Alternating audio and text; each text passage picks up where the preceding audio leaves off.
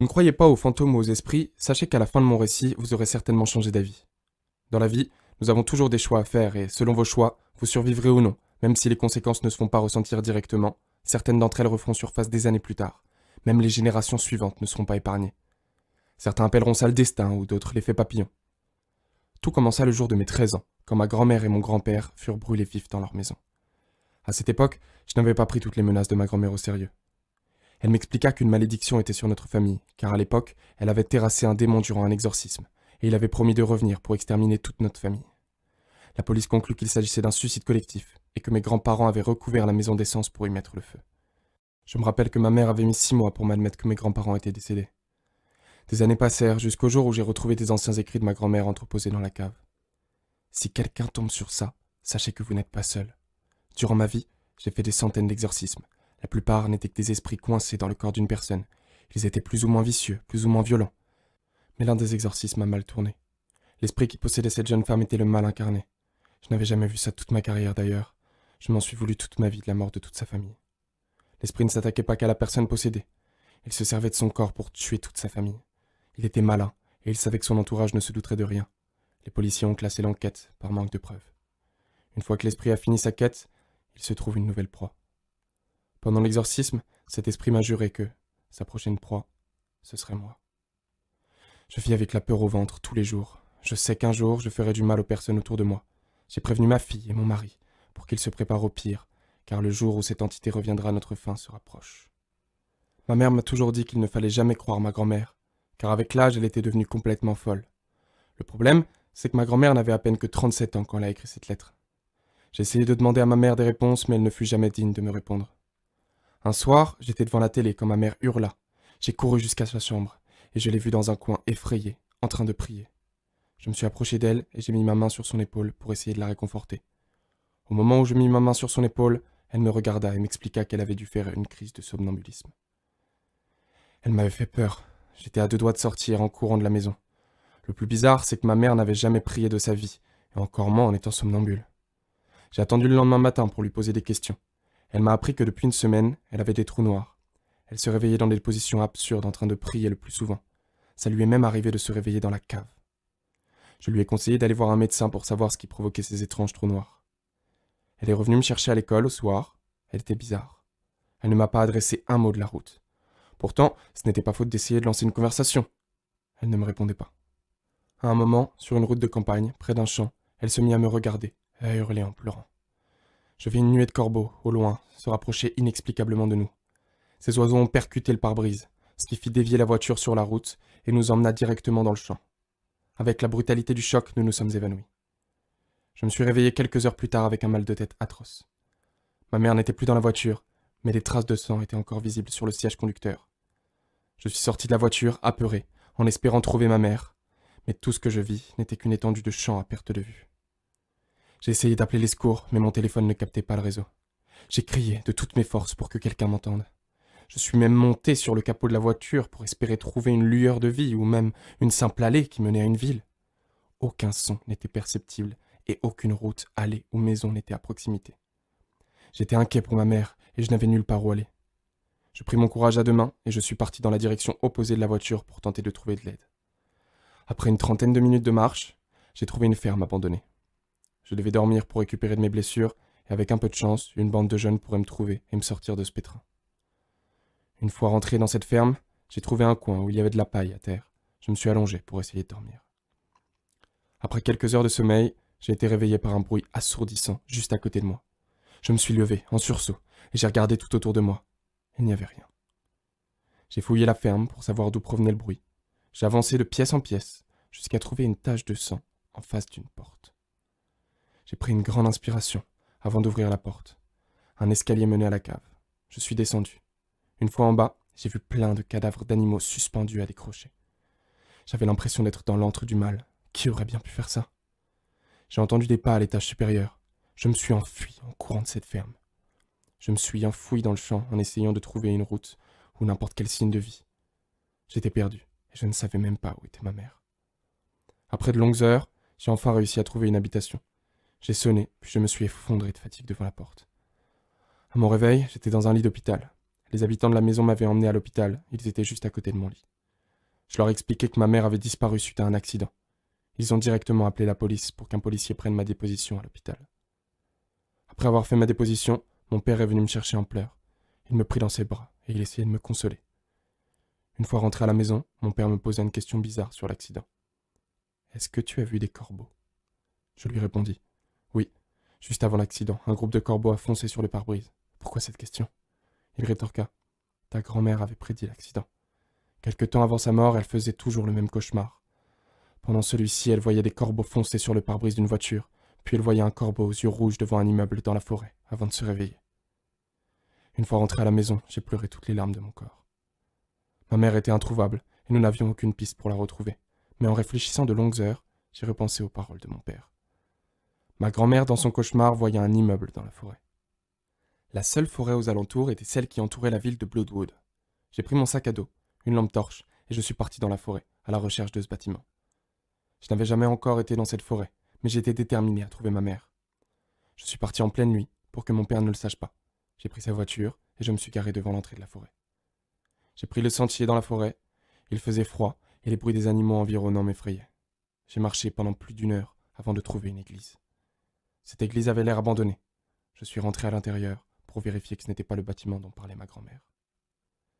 J'ai poussé la porte de l'église, et je ne sais pas si ce que j'ai vu était réel, mais je vis plein de personnes sur les bancs en train de me regarder. J'ai à peine eu le temps de cligner des yeux qu'ils n'étaient plus là. Ils avaient disparu. Juste après, j'ai commencé à avoir des nausées, en voyant tous les dessins écrits sur les murs, et le chant satanique qui était récité par je ne sais qui. Je me sentais mal à l'aise. J'ai voulu appeler mon père pour lui dire de venir me chercher, mais je me suis évanoui en essayant. Ma vie bouscula à ce moment. Je me suis réveillé, pieds nus, sur une route. Qui avait bien pu m'emmener ici ? Il faisait encore nuit, alors que j'avais l'impression de m'être évanoui 3 heures.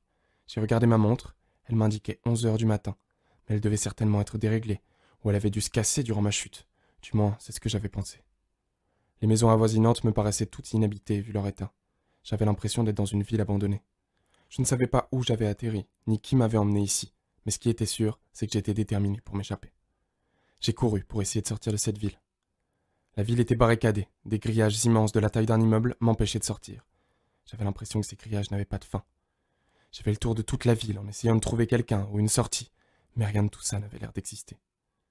J'ai même tenté de creuser un trou avec mes mains tremblantes pour passer en dessous du grillage. Le grillage passait également sous la terre. J'ai compris quelques heures plus tard que je me trouvais dans une cage et qu'il n'y avait aucun moyen de s'enfuir. Le métal du grillage était tellement solide, j'avais beau tenter de le couper ou de le casser, il ne bougeait pas d'1 centimètre. J'ai erré dans cette ville pendant des heures, jusqu'à ce que je voie une lueur flamboyante au loin. Je me suis approché et j'ai vu des silhouettes. Par crainte, j'ai avancé doucement en me cachant. Je vis une énorme silhouette en bois brûlé. En face de celle-ci, il devait y avoir au moins une 50aine de personnes, mais ces choses n'avaient pas l'air humaines. Ils étaient sombres, on aurait dit des ombres. Ces ombres étaient en train de prier et de réciter une chanson. Après quelques minutes, les ombres se levèrent et ils ont avancé en direction du feu, jusqu'à rentrer complètement dans les flammes. Vous savez, dans la vie, du moins la vôtre, tout est explicable par la science. Du moins, c'est ce que vous pensez. Et quand un événement surnaturel apparaît, tout le monde essaie de se rassurer en essayant de trouver une réponse scientifique à ce qui vient de se produire. L'humanité se voile la face, en croyant que c'est la meilleure solution, alors que tous les problèmes n'ont pas forcément de solution. Si vous auriez vu ces silhouettes, vous comprendriez de quoi je parle. Après cette scène, je me suis directement réfugié dans une maison qui était d'ailleurs ouverte, et j'ai repensé à comment j'avais pu arriver dans cet endroit. Je me rappelais vaguement que sur les murs de l'église, il y était écrit des phrases en latin, et que quelqu'un récitait ces phrases. La seule chose qui pouvait être possible, c'était que j'ai été kidnappé. Dans un recoin de la maison, j'ai trouvé un livre à terre. Je l'ai ouvert pour essayer de trouver des réponses sur cet endroit. Ce livre parlait d'une entité qui a amené les humains dans sa ville maudite pour prendre leur âme, et qu'ils prient pour lui. Ce monstre était une ombre grande, vêtue du noir. Il portait également une faux. Le livre expliquait également que toutes les personnes qui osaient s'opposer à cette divinité seraient jugées et finiraient brûlées dans les flammes du désespoir. Cette entité était connue sous le nom de le Fauchombre. Peut-être que le livre disait vrai et que les personnes que j'ai vues devaient certainement prier pour cette entité. À la fin du livre, quelques phrases écrites à la main étaient lisibles. Ce monde n'est qu'illusion, mais la mort, le Fauchombre, est bien réel.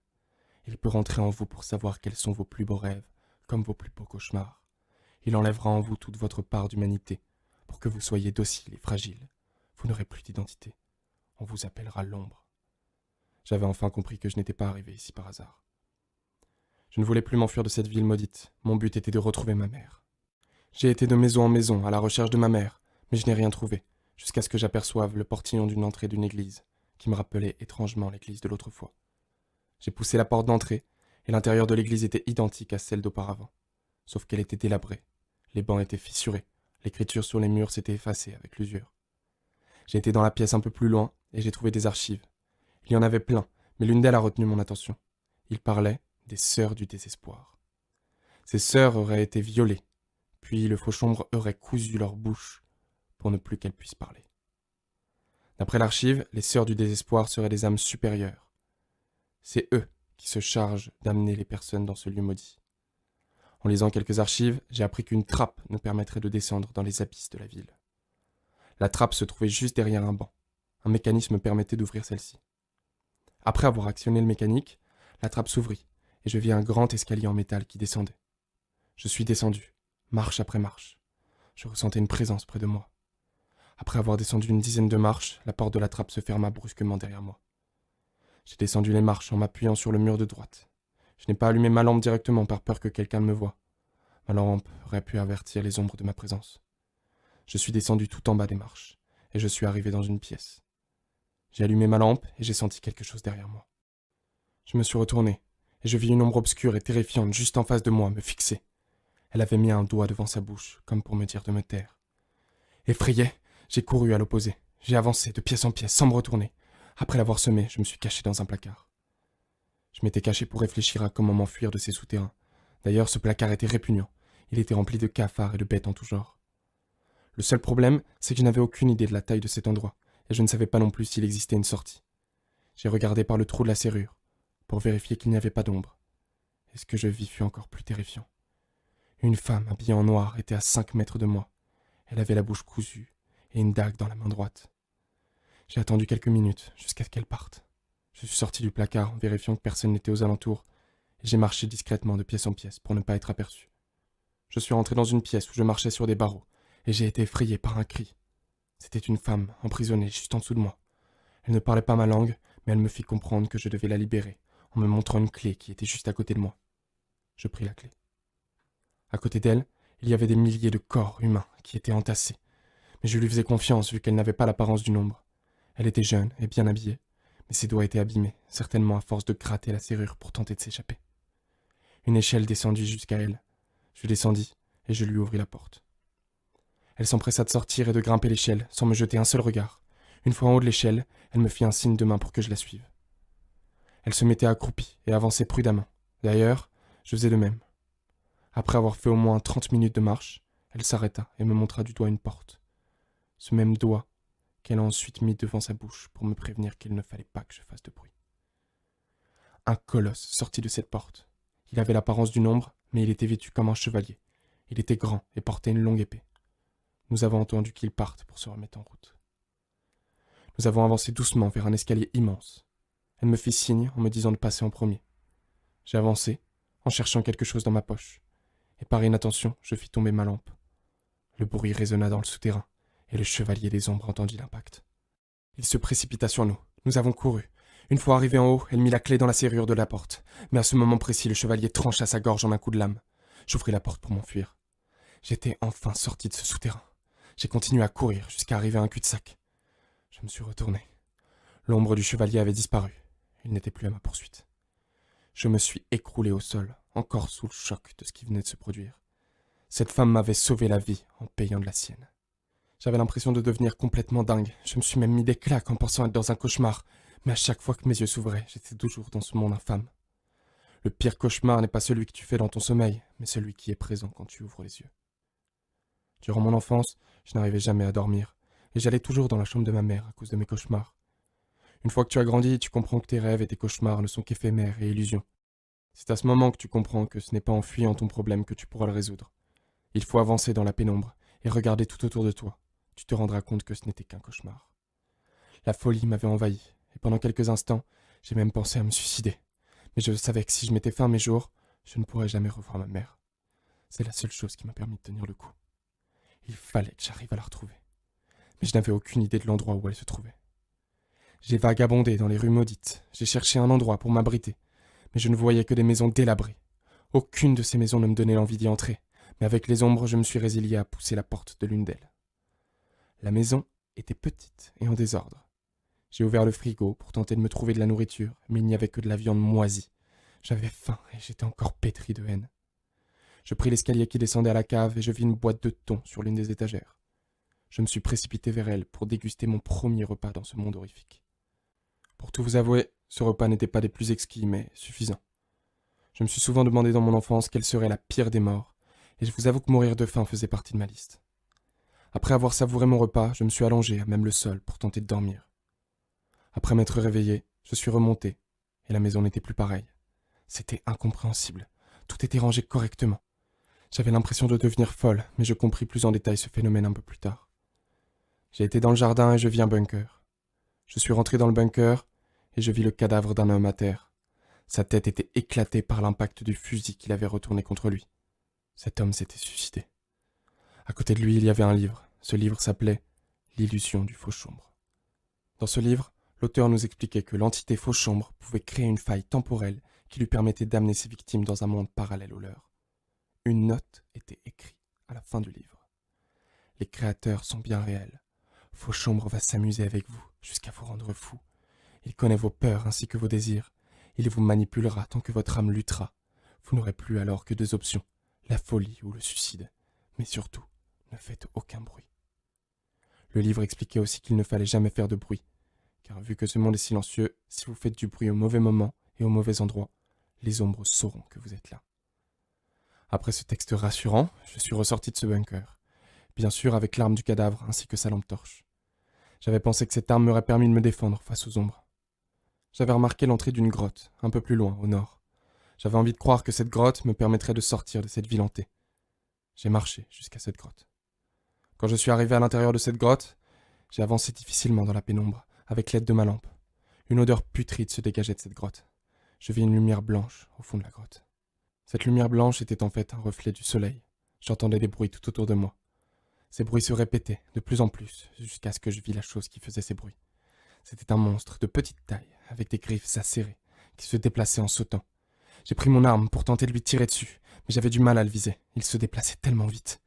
J'ai dû gaspiller au moins une dizaine de munitions avant de le tuer. Cet animal n'avait pas l'apparence d'une ombre. Il était bel et bien réel d'ailleurs. Il s'effondra après l'impact de la balle sur sa tête. Je n'avais jamais vu une telle créature depuis mon arrivée. Après une trentaine de secondes, le cadavre de la créature se transforma en cendres, et ces cendres s'envolèrent jusqu'en haut de la grotte. Il n'y avait plus une trace de la créature, comme si elle avait disparu. J'avais l'impression que tout était éphémère dans cette ville maudite. Après avoir contemplé la grotte, j'ai remarqué que les murs étaient teintés de rouge, comme si la grotte saignait. J'ai touché une paroi de la grotte. La paroi paraissait tellement lisse pour une grotte. Je compris que ce n'était pas une grotte quand une main m'attrapa le poignet. Des centaines de mains sortaient de toutes les parois de la grotte. Ceux près de moi essayaient de m'attraper. Je ne pouvais pas attraper mon arme, donc je me suis débattu comme j'ai pu. Ces mains étaient froides et ils avaient de longs ongles. Après m'être débattu, j'ai réussi à me sortir de leur emprise, et j'ai foncé directement vers la sortie de la grotte, mais il n'y avait plus aucune issue. La grotte avait bougé et des mains sortaient de tout partout. Je n'étais plus que dans une pièce où des mains venaient du sol, du plafond et sur les murs. J'ai pris mon fusil pour essayer de détruire ces immondices, mais à chaque fois que j'en abattais une, 3 autres revenaient. À bout de force, j'ai fini par me faire attraper par cette vague de mains. Ils m'ont collé à la paroi en appuyant sur mon dos jusqu'à ce que je m'étouffe. Je n'arrivais plus à respirer, et j'ai perdu connaissance. Je me suis réveillé sur une table d'opération. Une ombre était juste à côté de moi. Elle avait un couteau dans la main droite. Elle s'approcha dangereusement de moi. J'ai tenté de me débattre, mais des chaînes me retenaient. Il était impossible pour moi de m'échapper. Il me coupa un bout de peau sur ma main droite. Il prit un fer brûlant et me le mit sur ma main droite. J'ai hurlé de douleur et j'ai même prié le Seigneur pour qu'il arrête, mais il était déjà trop tard. La marque de l'ombre était en moi. Après qu'il ait fini, les chaînes disparurent et il en fit de même. Je me suis réveillé dans la cave où j'avais dormi une autre fois. Je pensais au début avoir dû faire un mauvais cauchemar, mais j'ai compris que ce n'était pas qu'une illusion. La marque de l'ombre était sur ma main droite. J'avais lu un passage dessus dans les archives, mais je ne vous en ai pas parlé à ce moment, car je doutais de l'importance de vous en parler. Cette marque est la marque du Fauchombre. Il était spécifié dans les archives que la marque de l'ombre permettait à Fauchombre de manger votre âme. Après que cette marque vous sera posée, vous n'aurez plus que 13 jours avant de devenir un admirateur du spectre. Lorsque vous aurez passé ces 13 jours, votre âme aura disparu, ainsi que toutes vos connaissances. Votre corps disparaîtra et vous deviendrez une ombre. Cette ombre sera dépourvue de sentiments, de mépris. Vous ne servirez plus qu'à servir le maître. Avec toutes les choses surnaturelles auxquelles j'avais été confronté, je savais pertinemment que cet écrit était fiable. La marque sur ma main droite affichait le chiffre 13. Je devais à tout prix sortir de ce cauchemar. Je suis monté, et les meubles ainsi que les tableaux avaient encore bougé. Je suis sorti de cet endroit. Il n'y avait toujours pas de soleil, la lune était pleine. Ce lieu maudit n'avait pas de cycle jour et nuit. Dans cet endroit isolé, il faisait un froid glacial. Le pire, c'est que je ne pouvais même pas me repérer au bâtiment, car dans la pénombre, tout se ressemblait. Si vous aviez le malheur d'allumer votre lampe, une ombre viendra vous chercher. En plus, les atrocités de ce monde m'avaient appris qu'il fallait se méfier de tout, car un faux pas, un bruit, pourrait anéantir mon existence. Vous ne comprendrez pas tant que vous n'aurez pas vécu, du moins vu ces ombres. Dans votre vie, c'est vous le prédateur. Mais quand vous deviendrez la proie des ombres, vous paniquerez jusqu'au restant de votre vie. J'ai marché pendant de longues heures dans la même allée, puis j'ai trouvé une grande bâtisse qui avait résisté aux envahisseurs. Je m'y suis abrité. Cet immeuble était immense, il y avait une statue de corbeau à l'entrée. Une fois rentré à l'intérieur, j'ai compris que c'était un hôpital. Il y avait des chambres partout dans le bâtiment. Je me suis aventuré dans chaque pièce pour tenter de trouver des documents, expliquant plus en détail cette fameuse marque. Mais à la place, j'ai découvert autre chose. Dans un bloc opératoire, j'ai trouvé un corps, inerte. Ce corps était complètement mutilé. C'était le corps d'une femme. J'avançais, peu à peu, vers son visage. Ce visage était celui de ma mère. J'ai pleuré toutes les larmes de mon corps. Je me suis assis auprès d'elle et je lui ai parlé. Ma mère était décédée, mais le fait de lui parler me faisait du bien. Son enveloppe corporelle était complètement déchiquetée. Elle avait dû souffrir avant sa mort. Les entailles étaient grandes. C'était certainement l'œuvre de la faux. Maintenant, je ne voulais plus sortir de ce cauchemar. Je voulais le combattre. J'avais perdu la personne la plus chère à mes yeux. La vengeance était mon seul objectif. Le Fauchombre avait beau être une entité, je savais comment je pourrais le détruire. Je devais combattre le mal par le mal. J'avais ma petite idée pour tous les envoyer en enfer. Je devais les brûler. Ma mère avait également subi une trépanation avant son décès, vu le trou sur son crâne. J'ai été dans sa poche pour prendre son briquet. Mon âme était déjà sombre, je n'avais plus rien à perdre. J'ai tenté de sortir de l'hôpital pour me diriger vers un garage que j'avais aperçu près de l'hôpital. Avant de sortir de l'hôpital, j'ai vu quelque chose à travers la fenêtre. Des centaines d'ombres traversaient l'allée. Il y en avait qui passaient juste à côté de la fenêtre. Je ne devais pas me faire repérer. En reculant de la fenêtre, j'ai tapé contre un jouet à terre. Ce jouet s'est activé et a commencé à diffuser une musique. Les ombres se sont approchées de la fenêtre et ils m'ont vu. Ils ont ouvert la porte et m'ont poursuivi. Ils couraient trop vite et je n'arrivais pas à les semer. J'ai pris tous les escaliers que je voyais pour m'enfoncer dans ce lieu. Je suis arrivé sur le toit de l'hôpital. Il n'y avait aucune issue, aucun moyen de m'échapper. J'étais sur un rebord. En face de moi, il y avait le vide. Et à l'opposé, les ombres. J'ai tenté ma dernière option. J'ai sauté du toit de l'hôpital. Avec l'adrénaline, je me suis évanoui durant ma chute. Je me suis réveillé pendant que 2 ombres me traînaient. Je n'avais plus la force de me débattre et mes jambes étaient ensanglantées. Je n'avais plus qu'à prier le Créateur de la terre et des cieux. Ils m'ont amené à une rivière où une ombre m'attendait. Il portait une cagoule, mais son physique et sa démarche me faisaient penser qu'il s'agissait d'un vieillard. Les ombres qui m'ont traîné m'ont déposé sur cette barque. L'ombre cagoulée s'est mise à ramer, et tout d'un coup, je vis le malheur. Des âmes priaient sur le bord de la rivière. Le désespoir de ces créatures pouvait se lire dans leurs yeux. L'eau dans laquelle nous naviguions était rouge. J'allais certainement finir dans le même état qu'eux. Je repensais à tous les bons moments passés avec ma famille, ainsi que mes amis. Je me demandais même si quelqu'un du monde extérieur trouverait mon corps un jour. Les meilleurs moments passent vite, et c'est dans les pires circonstances que nous nous rappelons, et nous prions. J'écris ce message de ma plume, pour que vous ne fassiez jamais les mêmes erreurs que moi. Je me demandais pourquoi j'avais été amené ici. Pourquoi ils ne m'avaient pas tué de leurs propres mains? Quel sort me réservaient-ils? Toutes ces questions résonnaient dans ma tête, à tel point que je ne sentais même plus la douleur provenant de mes jambes. Il s'arrêta devant un chemin sombre et étroit. 2 ombres m'ont prise, et m'ont amené dans une cellule. J'étais dans le royaume des ombres. Les ombres avaient l'air d'avoir un système hiérarchique. Ils ne parlaient pas entre eux, mais chacun savait ce qu'il devait faire. Je suis arrivé à la conclusion que ces ombres étaient contrôlées par quelqu'un d'autre, certainement le Fauchombre. Juste en face de ma cellule, il y avait un escalier en marbre. En haut de celui-ci, plein de têtes décapitées étaient apparentes. Je voyais cet endroit depuis ma cellule. Ce n'était certainement pas fait par hasard. J'avais faim. Mes jambes étaient broyées et j'étais fatigué. Mais il était impossible de m'endormir dans les entrailles de la bête. La peur envahissait chaque parcelle de mon corps. Après quelques heures, une ombre est venue me chercher. J'avais les mains tremblantes et le teint pâle. Il m'a emmené devant un spectre avec une grande hache. Cette hache était teintée de sang frais, tellement frais qu'il dégoulinait encore. Ils m'ont attaché et mis à genoux, la tête sur un présentoir. J'ai compris ce qui allait arriver. Le bourreau leva sa hache tranchante et me trancha la gorge. Je me suis réveillé en sursaut. J'étais dans la forêt. Tout ce qui s'était passé n'était qu'un cauchemar, mais j'ai vite compris que ce n'était pas fini quand je vis la marque de l'ombre sur ma main, ainsi que mes blessures. Ma peau portait la marque des ténèbres. J'étais devenu une ombre. Je suis devenu une âme putride qui vagabonde dans la forêt maudite. Mes lèvres sont cousues et je n'ai plus que cet écrit pour continuer d'exister. Je suis devenu un instrument du mal. Je sens la folie m'envahir. À chaque seconde qui passe, je perds de plus en plus le contrôle. J'entends des phrases dans ma tête, je ne pourrai plus tenir très longtemps. Je préfère me donner la mort plutôt qu'assouvir le mal. J'ai écrit tout ce qui s'était passé. Si quelqu'un trouve ce livre un jour, utilise mes connaissances pour t'échapper de cet endroit maudit, et surtout ne fais aucun bruit. Dites à ma famille que je l'aime. Tout ce qui est écrit n'est pas le fruit de mon imagination, mais bien la réalité. Arrêtez d'être ignorant. Le cauchemar n'est pas une illusion. J'ai retrouvé ce livre en me promenant dans la forêt, et je suis parti chez un bibliothécaire pour apprendre le nom de l'auteur. Mais le problème, c'est que cet ouvrage n'existait dans aucun registre. Je suis allé dans les archives pour vérifier qu'il ne s'était pas trompé. Ce livre n'était pas une fiction. Cette famille existait réellement. L'accident était réel. Le fils est porté disparu, mais la mère était rentrée à la maison, saine et sauve après l'accident. 13 jours plus tard, sa mère assassina de sang-froid son mari avant de brûler la maison. Les flammes l'ont consumé également. Le fils est toujours porté disparu à l'heure actuelle. Les policiers ont arrêté de le chercher car ils pensaient qu'il devait certainement être mort après tout ce temps. Mais une question me trotte dans la tête. Pourquoi son fils dit l'avoir vue morte dans un hôpital? Peut-être le fruit de sa démence? Ou avait-il bien vu sa mère?